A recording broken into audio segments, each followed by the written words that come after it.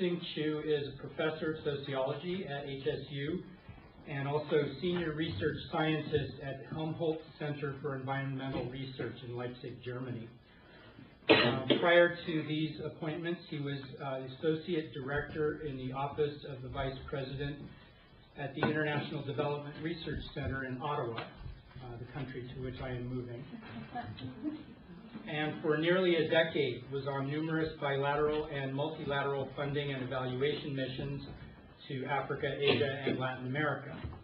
He returned to academia in 1990 to pursue work on global development, with a particular emphasis on the historical relationship between human societies and the natural environment. And he has lectured widely in Asia, Europe, and North America. He is the founding editor of the interdisciplinary journal Nature and Culture, and the author of numerous publications and books, including a trilogy, the title of which is very similar to that of tonight's talk, on world ecological degradation over 5,000 years of world history. His most recent book is The Theory and Methodology of World Development. Please welcome Dr. Sing Chu. It's work I've been doing for the last 10 to 15 years. And that was trying to, in a sense, talk about an evolution of how the world transformed itself 5,000 years ago, from the valleys of the Fertile Crescent, what is now modern-day Iraq, and trying to talk about how this will evolve in a systematic, connected way. And I'll talk a little bit about it. But I was more interested in really looking at how human societies interact with nature. And my interest at that point in time continues to be on the role of the forest and how humans have interacted with the forest. For me, the forest is a very important aspect of nature as we know it, primarily because the forest has tremendous functions, and one of which we are all very familiar with, carbon sequestration, and it provides the living lungs for the planet Earth. And therefore, some people have often said that all the talk about global warming, carbon sequestration, all we need mostly is to try to stop deforestation as much as possible, and you could save a lot of funds and so on and so forth about talking about how to reduce the climate. I'll talk a lot of climate. My work now is really looking at climate because it is, I think, one of the major dimensions, and the issue of climate is not a new issue. The issue of climate has been going on, and what I'm going to talk about is what I call recurring crisis. Okay? And so,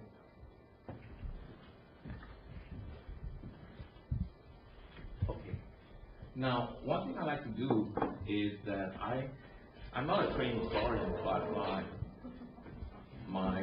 my doctoral work many years ago was on economic history, and I've always been very fascinated with history, but I like to look at history more as a learning tool, because we know of history mostly as a narrative about what happened and how sometimes we use history to help us, enlighten us about how our cultural experiences have been or what we want to find out about it. But I like to look at history much more than that. History, what I call borrowing the, I'm trying to look at the, oh, no, where's the light? Okay, here. Using Cicero's idea, a Roman philosopher, that history can be a teacher of life. And here meaning that we can learn from history and make our choices and our future decisions based on history. Right? And therefore, on that basis, people say that, well, what can history teach us? Right? History can teach us a lot if we look at it very differently. And what I also like to do is talk about global history rather than history of a specific region. Of course, it's important, but to look at global history and how it evolves, whereby different parts of the world play significant part during different times of the period. So the question is whether we can then use historical knowledge to work on our contemporary problems. And I'll talk about that towards the end of the talk. So can we also use history as a warning to take measures so that the past is not repeated? Now this is one of the issues that a lot of people have often faced, right? In our modern society, we tend to shun the past because modernity tells us we look towards the future. We don't look towards the past because the past in a traditional sense. It's not something we yearn for. It looks at it in a very sort of nostalgic way, sentimental way, but that's not good for us. In modern day life, we look forward, we don't look to the past. And so maybe I'm getting towards retirement too, and so I'm looking at the past more than before. But anyway, so let's go on and see what we can do, right? One of the issues is that crisis comes easily to everyone's statistics. Right? We have the Ukrainian crisis or the economic crisis. We have so many crises, right? But crisis should also be seen, from my point of view, as opportunities. Right? And I was told that the Chinese word for crisis, though I don't read Chinese, has two elements, right? Danger and opportunity. We tend to see crisis as danger. But we should also see crisis as opportunity, because it allows us to learn, to reset, to make different approaches, make different decisions, right? So crisis therefore has opportunities and dangers. But the question is, can we use this period of opportunity to reset our global relations in the socio-economic and political sphere and our relations with nature? And that is the question that we will talk about tonight. And what I really wanted to impress on you is this slogan: let world history be the teacher of life. And of course, it is really a more philosophical statement than a statement of fact, right? Because hardly anybody agrees that world history is that important. You go into any history department, there's perhaps one world historian in the department, if there ever there's one. There's one in University of Chicago, William McNeill, before he retired many years ago, but very few world historians. There is an association of world history, but very few departments foster world history. Well, what we should look at as we try to understand how human civilizations relate to nature is we have to look at the emergence of civilizations. And one of the earliest known civilizations that we all are very familiar with is a civilization what then called Southern Mesopotamia. Right? Of course, there's also the civilization in northwestern India called the Harappan civilization, right? And to the northwest of Mesopotamia, that's the Egyptian civilization. These are the three main civilizations that most people agree existed during 5,000 years ago, and later on you have the Chinese civilization in the Huanghe Valley, in the valley of the Huanghe. So one of the interesting things about world history is that we can look at it in the sense of a system, what I call a world system, a system as a structural relation that connects different regions of the world, and I'll talk about that a little bit later. So what I would also suggest is therefore we have gone through world history through a series of expansion and contraction. Right? Expansion and contraction are not something unusual. Only economists would like to reduce any contraction and have it expanding all the time. But expansion and contraction, if you look at history, it's always been up and down, up and down. It's sort of effect of life, or effect of economies, or effect of civilizations. So there have been these phases of crisis, and these crisis phases are what I would call the Dark Ages, and historians have also called them the Dark Ages. We're all very familiar with that Dark Age, right? The medieval Dark Age after the fall of the Roman Empire. And that we are all familiar with. We learn in history books, we learn in college, that's one. But there have been other Dark Ages, and the second of the trilogy that I wrote was called the Recurring Dark Ages. And so let's look at that, this crisis as it occurs.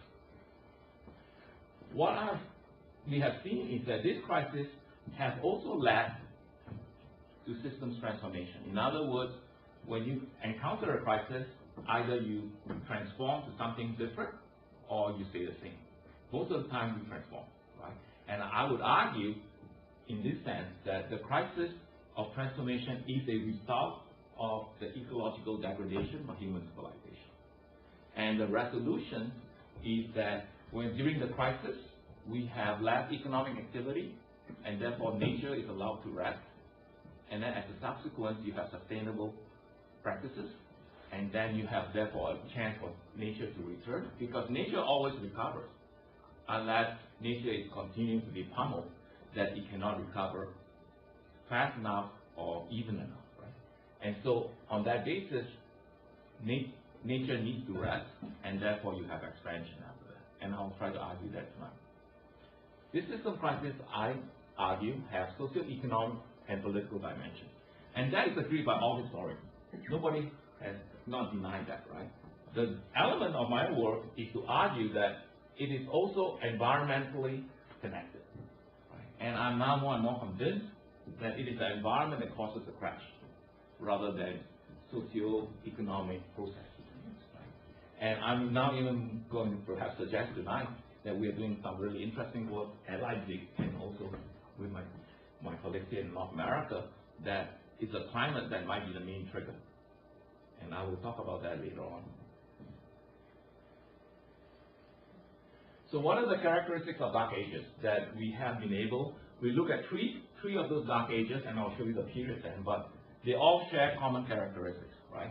First, you have economic slowdown, then you have political unrest, then you have reduced social stratification and simplification of lifestyle. Now, this is very important, right? Because we always assume that the growth is always continuously keep on multiplying and so on and so forth, right? But during the Dark Ages, you have collapse, and then you have simplification of lifestyle. How do we know that? Because when the archaeologists look at the grave, I use their data. When they look at the graves during, let's say, the Mycenaean period of Greece, that the elite graves have less gold, less bronze buried with them. The style of clothing of the women that were buried were very simple, and they didn't have much gold jewelry buried with them. And not only that, there was a lot of graves that were interned in groups, right? Even though they're from the elite groups, interned. The assumption is that when you have single graves before, then you go into group graves, and then you go to single graves with expansion. Therefore, there has been more homogenization of class structures. And then, of course, this one is a very important one, which I'll talk about, the deurbanization. So you have urbanization and deurbanization. Urbanization is not a process that continues to keep on growing, right? If you long enough, you will have deurbanization when the crisis hits. And then, of course, you also have migrations. And what I'm talking about is internal migrations and migrations between regions and between empires. And then, of course, population losses. So these are the periods of Dark Age. And when you have population loss, you have reduced consumption, reduced excesses, and therefore you have natural recovery. Now, this is the dimension that has never been looked at as much. Of course, you have deforestation, you have soil erosion, you have climate changes, species extinction, natural resource scarcity, and natural disturbances that seem to show up during this period of Dark Ages. These are the phases of the three Dark Ages that I talked about. This is the first phase. This is the first crisis of the Bronze Age, 2200 BC to 1700. And this is the second crisis, 1200 BC to 700 BC. When, after this Dark Age, the Bronze Age will collapse, right, and replaced by the Iron Age. And therefore, this later on this is the medieval Dark Age from AD 300 to 400, the collapse of Rome, and then it goes on until there.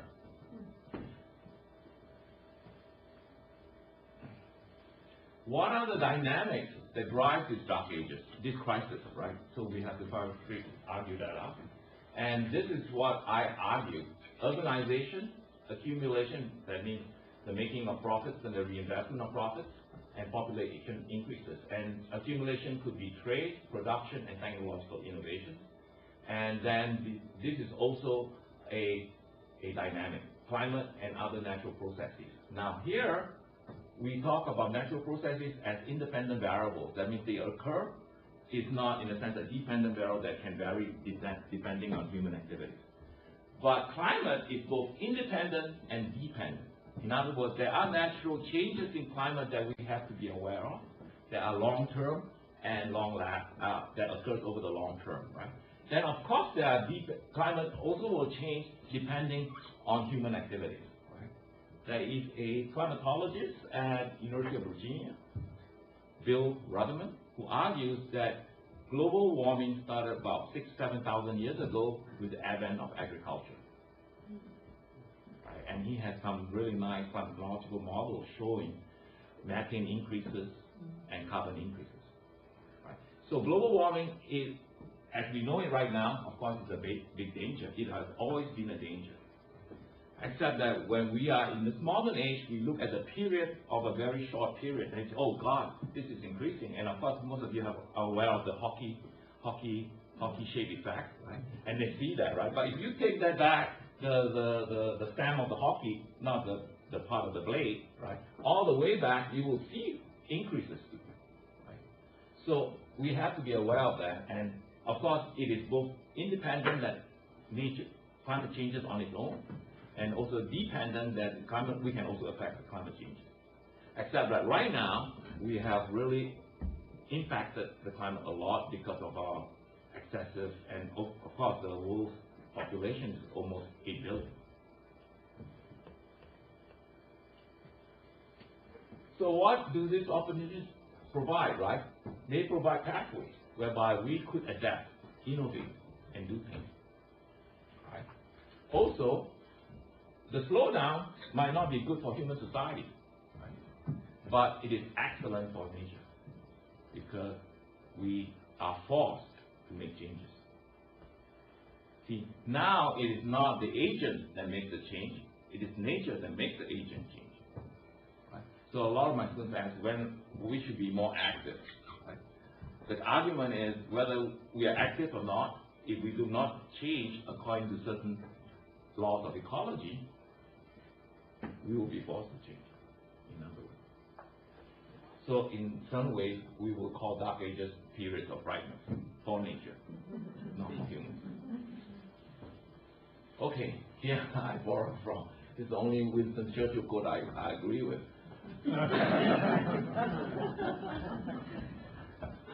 And I was giving it at an English, in an English setting, so I thought I would be able to connect with them better. Anyway, so let's look at how these dynamics occur, right? So we go back 5,000 years, and I would argue that global connections was already occurring then, right? And around 3000 BC, and they started from the valleys of the Nile to southern Mesopotamia to the Gulf to northwestern India. I have a map here. Here you see that. So you have Egypt, southern Mesopotamia, northwestern India, and this was the main center. So at 5000 BC, this would be sort of a regional system that is starting to emerge, right? And will continue to expand. And when the first dark age appeared, system collapse led to changes within the system in terms of political, economic, and social changes that I will show you. Right? So what happened was that there was a series of circumstances, and these are mostly ecological circumstances that led to the crisis, and therefore there was a transformation of the political center from here up to here, over here, and then later on to the rise of Greece. Okay. And in northwestern India, the Harappan civilization totally migrated either towards here or south to southern India, and of course Egypt was last impacted and continued, but then it was not really a major center after a while when these places came up. And around here, it's now modern day Turkey, around here, right? And of course, everyone is familiar with Troy. So the second dark age led to the collapse of the Bronze Age and the arrival of Iron Age, right? But so at this second dark age, you have expansion occurring with the Greeks and the Phoenicians, starting the momentum that gave you classical Europe. And here you see, this is where all the action was in the past, and this is the rise of the Greek, and these are all the Greek colonies and the Phoenicians. These are all the Phoenician colonies and the Greek colonies all over, and gives you a feel of what the world then, and this became the center of the system following the collapse of the Bronze Age. Early Iron Age therefore led to connections, and from early Iron Age will be around about 500 BC onwards, between Europe, South Asia, Southeast Asia, China, Korea, and Japan. So now you have the emergence of what I would call a globalized system of almost 7 regions of the world. And this would be the Roman Empire, what it was, but this is the one. This would be the trade route between starting from Byzantium. This was the eastern part of the Roman Empire, and this will be China, and all the way here. Okay. This is a much better picture of all the trade routes.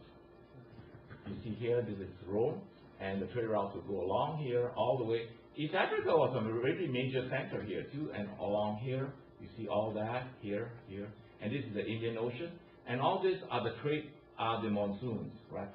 Once the monsoon was discovered by the Greeks and the Arab sailors, they didn't have to hug the coast, which would take too long a period, so they would just swing right through. And this will be, I would say, the first Eurasian world system, the most globalized at that point in time. Until the 14th century, then you have Americas connected to that. So by the 14th and 15th century, you have a total global system. So globalization is not new. It's been going on for a while, except that it's more intense, it's much more rapid in terms of transportation and so on and so forth. Okay, so you have the Third Dark Age collapse, and you see the collapse of the system again. And that's the collapse with the Roman Empire shrinking, and then you have the emergence of all these kingship and empires. So this is the impact of the geographic impact of the Dark Age in terms of the spread and the crisis. This will be the first Dark Age, whereby the spread connected only most of these areas.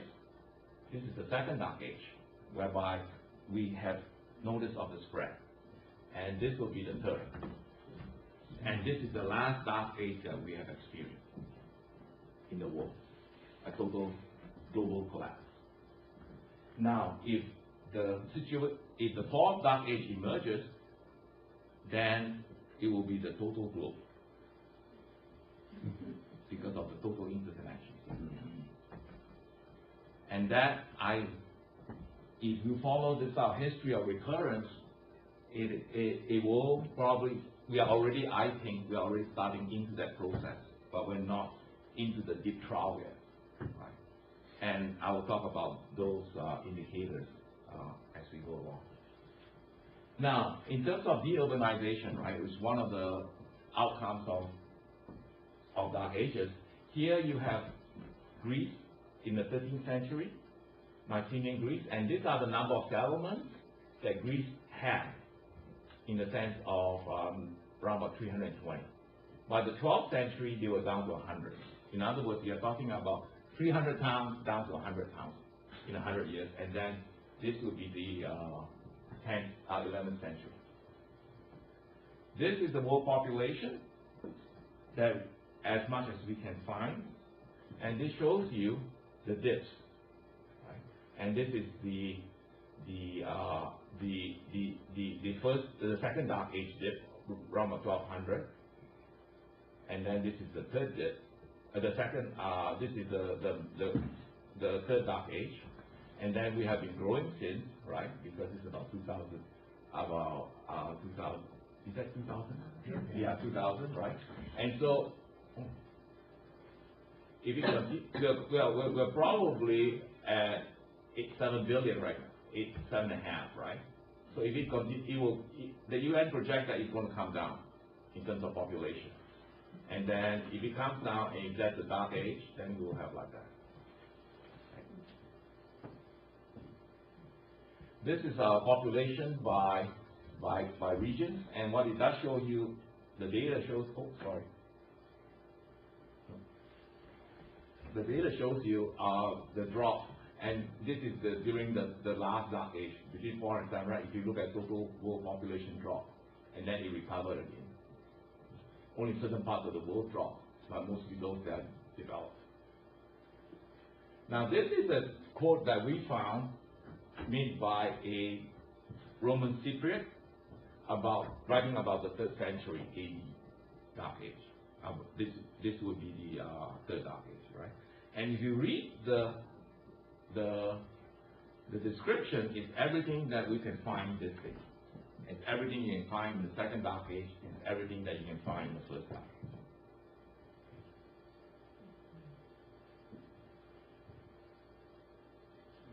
This is what we have been doing that is really number crunching. We have about, well, this research was done some time back, around about 8-9 years ago. We look for indications of deforestation. Okay? Because my main argument is that deforestation is a very good indicator of nature's deterioration, right? It's sort of like the canary in the coal mine. And we had to find, and the only way to understand deforestation is to look at the pollen count in each region. And the pollen count, if there are less trees, there should be lower pollen count. And they have to be correlated to the dark ages. If they do not correlate, then my thesis goes out the window, right? So thank God we found 43. And we found a lot, but they had to be carbon dated so as to, in a sense, standardize them.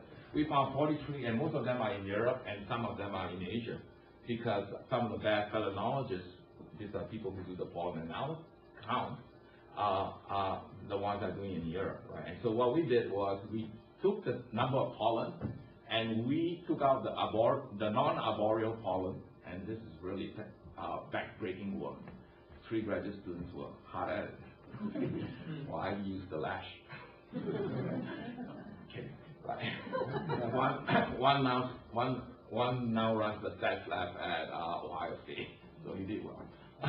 So the lashes did work. Anyway, so this is one, and this was the most beautiful one that really represented it. Because I have 43. In the second volume, you will see the data, if you're interested in the data that's in the appendix. And so you can see this is a place in France, and this would be showing the first dark age collapse around about 2400, right? And this is the second the third dark age, right, between 400 and all that.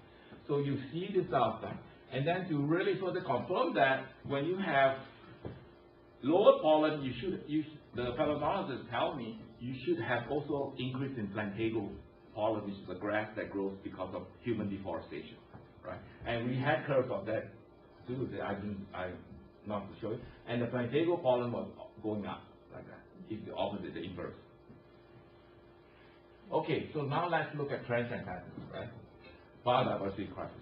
There are very little indicators of biodiversity, and the only way we can look at biodiversity is to look during the dark age, look at the frescoes on the walls. What do they paint? Or look at the plates, the pottery. Right? During dark ages, images of birds, of animals were totally eliminated. So the assumption is that the potter really, or the artist who was doing the pottery, did not represent was trying to represent the environment, and during that time there was crisis, right? But there were also accounts made by Roman consuls and so on and so forth that we found, right? So the first dark age, we have the elephant, the crocodile, and the rhinoceros were threatened in northwestern India, right? This is the only indication we have of description. The second dark age, the lion and leopard were eliminated from Greece and Western Asia Minor. Wolves, jackals, lynxes, and birds were made scarcer. We have better information from the third dark age, and of course here I want to show you what the Romans did, right? They lived the most exuberant life. In fact, the Roman Empire, at its height, Rome was 1 million people, and that number of people was not exceeded until London in the 18th century. Okay. Rome, at the end of its collapse, had only, I believe, 20,000 people. But most of the people had also moved to Byzantium. Anyway, 11,000 animals were sacrificed by Trajan to celebrate his conquest of Dacia, which is now a part of Central Europe. 9,000 animals were killed in the dedication of the Roman Colosseum. The blood was so much on the floor of the Colosseum that it was literally soaked red. And this is one of the best in terms of since this is an Ottoman society, the demand for exotic species by the Romans, right? Birds as household pets will, for their colorful feathers, reach proportions that eliminate some species from their habitats in Africa and Asia Minor. Elephants, rhinoceros, and zebras were made extinct in North Africa. Lions were made extinct in Western Asia Minor. Tigers were made extinct in Armenia and Northern Iraq. Bird population was diminished as flamingos, which used to flock the Rhone Valley. The Rhone River starts in Switzerland and flows through southern France to the Mediterranean Sea. So we know that that's mass extinction or mass reduction because most of the pottery and all the plates and the frescoes in Roman homes did not show that many wildlife as much, right? That's on the assumption we're basing that the artists were reflecting what's outside, what they see. So we have so far 2 dark ages, and that's changed the system, and we only have 1 dark age so far, right? I suspect, I mean, if we want to project, that there will be another dark age, and that will change the system as we know it now. Right? A lot of people are now starting to talk about systems transformation. We have reached a crisis in our political, economic, and social life that something will be forced, and that forcing will be the climate, will be the environmental scarcity and destruction, and therefore we will have to change. And I'll talk more about it in a minute. So anyway, so what here is where I try to summarize what the changes are, but this is what I wanted to stress. The second dark age, where the Bronze Age collapsed, produced some really important changes. Right? Because dark age should not just be seen as crisis. There are also opportunities and there are also innovations. Right? And here you have the replacement of base material from bronze to iron. Right? Iron was discovered much earlier than bronze in terms of cupellation. But why was iron not used? Because, well, it's not energy. It's because it was much more widespread, right? Whereas bronze is under the control of the palaces. So the argument is that it is the palaces that control the utilization. But when the Dark Age came, scarcity of resources, they had to revert to iron. Right? So by reverting to iron, everybody can make it. If everybody can make it, then you have economic expansion. And that's one of the reasons. Then you also have the iron implements led to changing social relations because there were a lot of land in Europe and in Asia Minor, there were very thick clay soil that the bronze plow cannot go through. With the iron plow, it can go through. Right? So that provides further innovation for agricultural expansion. Then, of course, you also have a shift of economic and political structures from palace economy, or what I call command-centered, to mercantile systems. You have the emergence of merchants, much more prolific than the palace. The palace no longer can control the mercantile trade or the economy. And so you have the arrival of merchants, so you have more economic activity. Now this is one of the most important. The polis development lead to new political structures, right? Everybody knows about the polis, right? It is the first model of democracy, of classical Greek democracy. And why could that take place? Because you have deurbanization. When you have deurbanization, you have less people. It was much more easier, and you also have the collapse of the political centers of the kingdom, the kingship. The kingship was no longer that relevant because they didn't have that much resources.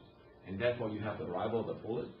But the polis developed in classical Greece, but it was the Romans that took it to new heights, because the Romans borrowed from the Greeks. So this was major transformation, and therefore you have a system, right? But the third dark age had less transformation, and that's why I suspect that it takes 2 dark ages to change the system. And at that point in time, I don't think that the third dark age was that critical to force the system to change, because there's still a lot more room to move. It's this upcoming one that if we do go into it, which I'm sure that we will experience it in the next 100 years. We are not going to be here, but the people coming after us will experience it, that we're going to have new structures. And maybe that time, different structures. And I'll talk about possibilities. Present and future, right? The second dark age, if we're going to look up at the past, let's look at a past that makes sense, right? And I choose the second dark age because that was when the period where the system changed and gave new innovations, right? And here you have all these examples: conflict, migration, deurbanization, dwindling of natural resources, climate changes, and natural calamities. So what I want to do is just look at four of these elements. Migration is important, right? Because people migrating can create tension, can provide innovation, can do a lot of different things. Deurbanization, of course, is important for in terms of consumption, because urban areas are the most resource intensive in terms of exploitation of surrounding areas. But if you have deurbanization, then you have less consumption. Of course, population losses help to do that. And then you have you have energy shifts in the sense that you also will have scarcity of natural resources, and then of course climate changes. Okay, so what we see here, these are the migration patterns, are examples during the first, second, and third dark ages. Now, this is the current period that we are talking about right now. I call them worlds in motion. And as you can see, we are not the only country that receives immigrants or illegal immigrants or legal immigrants, right? Everybody has it. You travel the world, everybody has the same kind of issues because people are moving. Most of them are moving. Some of them are moving because of economic distress. Some of them are moving because of environmental migrants. And I'll show you the numbers now. So late 20th century, right? All the barbarians are coming. That's what the Romans call when the German tribes charged into Roman Europe. And the word barbarian actually is a pejorative the way we look at it. But for the Roman, the word barbarian is just somebody who does not speak the same language. So you have all these countries experiencing barbarians, if you want to call it that way. Right? Environmental conditions, right? Confused social motions in Africa, Central Asia. These are countries that are people who are moving, and the UN has argued that most of these are environmental migrants. Though we cannot trace where they came from, but most of them, the farm has collapsed. Right? So what do? They move to the cities. The cities have nothing to offer. So what else do? You keep on moving. So if the third dark age transformed the political, economic, cultural landscapes, right? It looks like 20th, 21st century, we will have cultural conflicts, which we already see, right? In the last 20 years, we're already starting to see that. The issue of citizenship and authority becomes an issue, right? Who has the right to stay, who doesn't have the right to stay, right? In Europe, in the EU, they're now talking about offering another type of citizenship, a citizenship that doesn't allow you to vote. You have the right to work, but not to vote, right? Or so on and so forth. And then, of course, there's going to be a tension between hitting the wrong button. Territorialization, right? Whereby nationalism and homeland become an issue. And then you have deterritorialization, where you have economic globalization, where nationalism and homeland should not be an issue, right? So coming to economics. And of course, nowadays, you also have virtual migration. In other words, people do not move. They stick in their same place, and they just use the computer as work.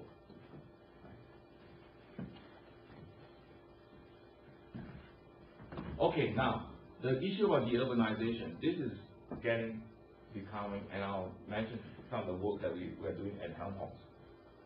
19th century, we have 2% in urban areas. 21st century, we have almost 50% of going close to 55, right? Mid-21st century, we are supposed to have 75% in urban areas.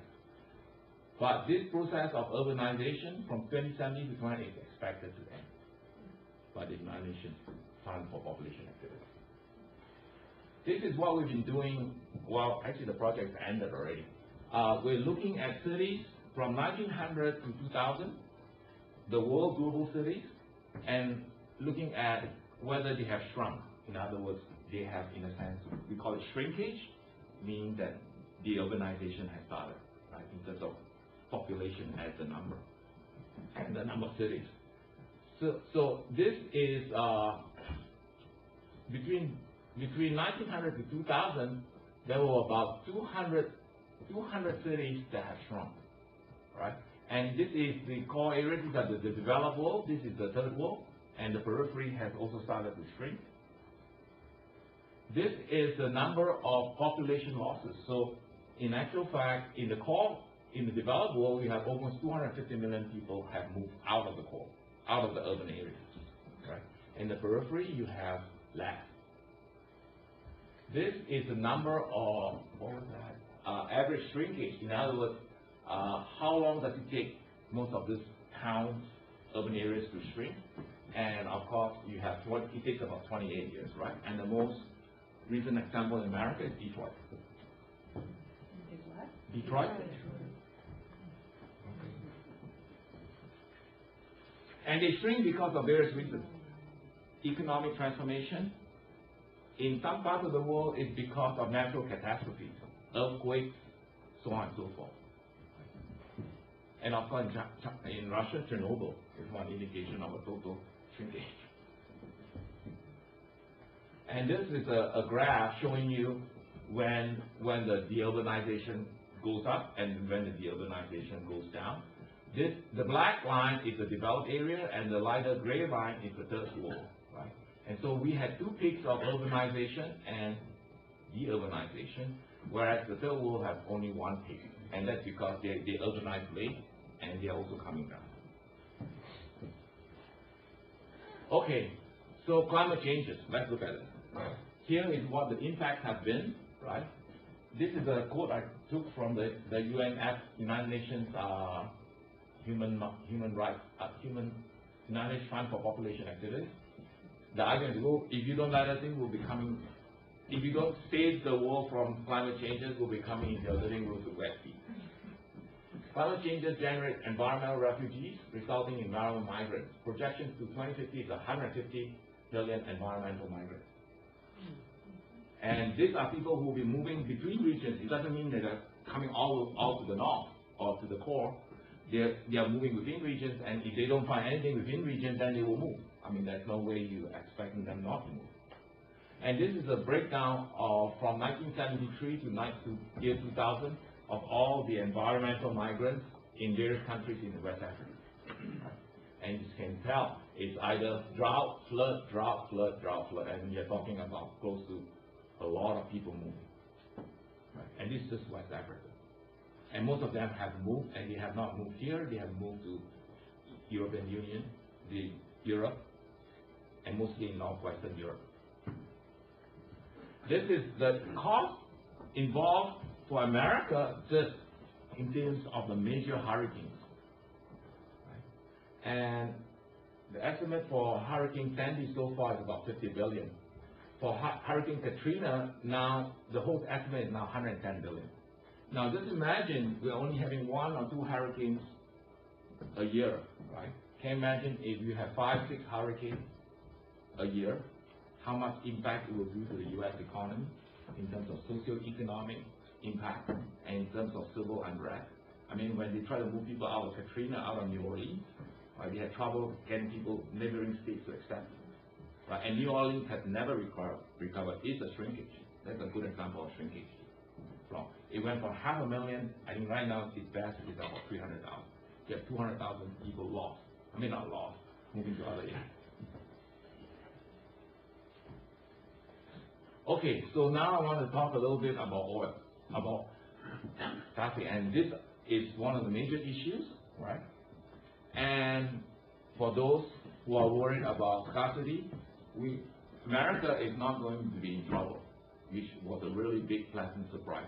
Of course, the environment is going to be in trouble because all the extra new oil and gas will be through fracking, right? And those issues haven't been resolved. But I noticed that Ohio, I think it's Ohio, do they put in some regulations about what can be done in fracking and what cannot be done in fracking. But here is a nice map from the International Energy Agency based in Paris, and it gives you the demand for all the various resources, energy resources, right? And what they projected, and that was in 2008, that to keep the current capacity, we need to have at least 6 times the current capacity of Saudi Arabia to meet the world's need for petroleum. Right? This is a nice map, and this is quite recent. It's 2008, isn't it? It's not a very good projection, but and here you have oil being, and these are all the major demands in terms of different biomass and so on. The one I want to show you is this one here.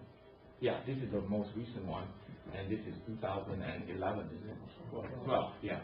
And here you have U.S. oil production, right?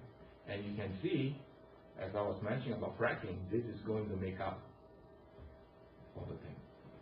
And you have conventional gas, unconventional oil, this is fracking, right? Or else some from Canada, but it won't be counted as U.S. oil production. And then you have conventional oil. So by 2035, we will have almost more than half of our fuel from unconventional production. And that is if we do not have earthquakes as a result of unconventional production, water, table pollution, and so on and so forth. But there might not be enough water to pollute.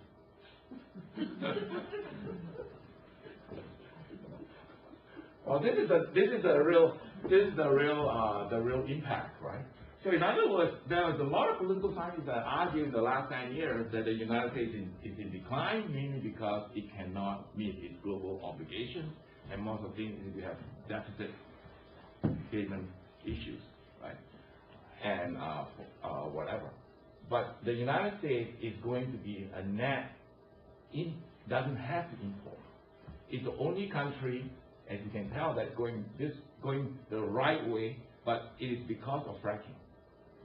Right? And everybody else is going that.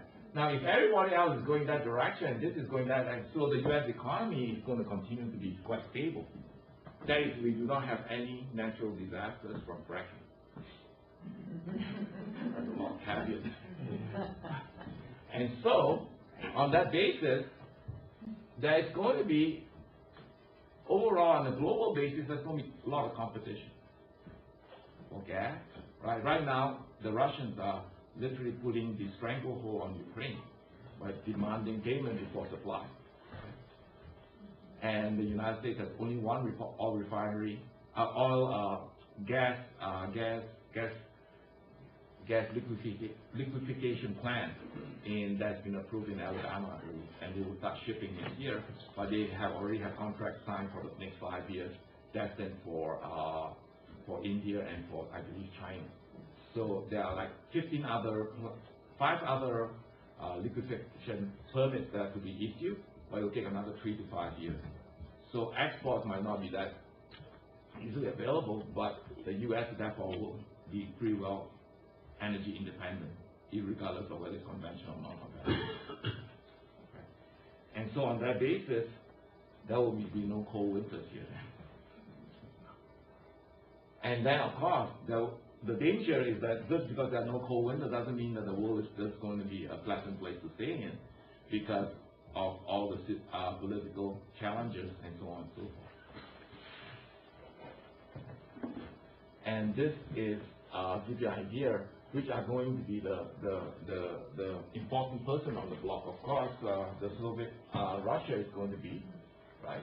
But the one that comes below that, by 2035, will be the United States. But look at the unconventional is making up, and as you can see, China and India, they are the 2 emerging economies that everyone tells us, and they're going to be scooping up. Where are they going to scoop up? Right. And so there will be a fight for them. That's why they're going after the island between Japan and between the Philippines, because it is believed that underneath those shells are a lot of oil. China insists on getting a seat on the Arctic Council, where those countries that have a right to be on the seat, right, they don't have a voting right, they have a right to be some observer. I think there are 7 countries, the United States is one of them. Right. It's believed that under the Arctic, there's one last place left for us to finish it off. So like finish off whatever is left. So with unconventional, do you mean just fracking? Yeah, mostly fracking. Yeah. Because that's the only way. But there are a lot of dangers, as you know, right? Yeah. Well, that plant you mentioned in Alabama, wasn't they trying to do that in Eureka? And they tried to do that in Long Beach? Yeah, Turned down. but They're very dangerous. yeah, but the Alabamans will they are in Alabama. they don't like unions and all that, so they have a good chance. They actually they've been approved. But go ahead. Because natural gas is probably a stopgap measure, because the world's natural gas supply is quite a lot still, right? With fracking, they found really way. I think in Southern California, there's one of the largest oil fields underneath one of the power plants. Yeah. So what are the historical parallels, right? The second dark age, we have the shift from command-centered sales economy to mercantile systems, right? The emergence of merchants as a force. We have already starting to see a shift from market-determined models to ecological, sustainability determined models, what we call the green economies, right? They're starting to emerge. It's not forced yet, but it's starting to emerge. Here you have kingdom-based structures and political leading to new political structures in Greece, right? Here we already start seeing the emergence of regionalized political structures like the European Union and all the various union formations, right? And then of course, we could probably, if the dark age is very, very impactful, we probably might have what we call bioregional communities, because transportation will be out, everything will be out, so people will have to learn how to farm again. Farming will be a very important, learning the farming skills again will be very important. There won't be that much need for hedge fund trading.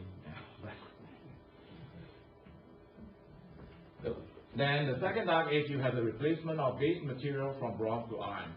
What I'm going to suggest is that here we're already starting to see the base material of iron changing, iron and steel, which is what we're still in right now.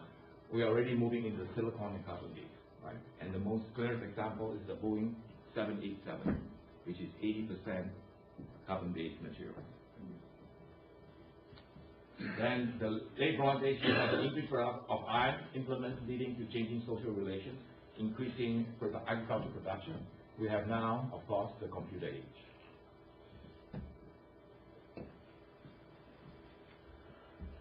So what could be the possible triggers for transformation? A lot of people would like to see social movements, right? The progressives. Or would it be climatic preservation? Or at one stage, people are talking about peak oil, right? That peak oil scenario is still available because the infrastructure for all this natural gas and all that are not fully fixed, right? It's okay to produce, but where are you going to ship? Right? And that becomes an issue. My suspicion is the climate change. Why? Because during the early periods of the first dark age, when things were not that connected, there was still a dark age effect spread throughout those sort of known civilizational areas. So the only thing that was common among them was there was temperature increases. Right. So the connectivity was not there in terms of economic, social, or political, but the connectivity was there in terms of climate. So I suspect, and I'm pretty sure, that this is going to be it. Do I have anything more? Well, the question is whether we're going to make it by choice or by circumstances, right? And the future is still open. That's why I suggest that let history be the teacher of life. Okay. A few places in North America that can sustain life without really requiring external resources being shipped in. Because I don't expect that resources will be able to be shipped in because the infrastructure might be able to support it for a little while and then the energy will be an issue. Yeah. So places like here on the Pacific Northwest are very possible areas of survival. I mean, I say Pacific Northwest from here, from Northern California, maybe like Mendocino, all the way up to the British Columbian coast, right? Because we have the ocean for protein, We also have arable land and quite optimum temperature. In fact, there is a book that just came out called The American Exodus. In fact, I reviewed the book for publication. And the author suggested that when the heat wave starts, right, what will happen is that most Americans will try to move in Canada because of the temperature, and they have only 30 million people, lots of resources. Drink all the water you want. That was called the what Exodus? American Exodus. The American Exodus. So, Living proof right here. he's a fair finder. I noticed when you described the Dark Ages and especially the collapse of various empires, you did not look at, you weren't referring to the New World at all. And I assume similar things happen when you talk about the Mayan, Yeah. Aztec, Toltec, Inca societies, Yeah. that they all had similar events Sure. of their own, but they also had disease. Sure. And, there's a lot of debate about how advanced they were in ancient times, that there is a belief that the Mayan and Aztec cultures were far advanced to anything going on in the old world, and yet they also collapsed on their, Sure. in their own ways. Yeah, I focus tonight mostly on that. I have done in the first volume, I did talk about Southeast Asia and China and Japan. One of my students did his doctoral work writing a thesis on China and Japan. In fact, right now I'm working during a period focusing on the Eurasian world system. But to go back to your question about the Mayans, yes, the thesis on the Mayans and mostly the Mayans is because they degraded the environment that led to the collapse. And that has been, in a sense, pretty well accepted by most environmental historians with the data that, in a sense, is found and so on and so forth. So what is really important to realize is that the basic equation is that if you degrade the landscape to such an extent without letting it to resuscitate itself, then, right. And the Dark Age, in my view, is the period which allows nature, which forces us to hold back, whether we want it or not. It forces. So it's a sort of a thesis that whether you want to act consciously by choice, or you don't want to act consciously, it will still come. It's just like how, by the time you go into that unconscious act of it appearing, then it's going to be a long time.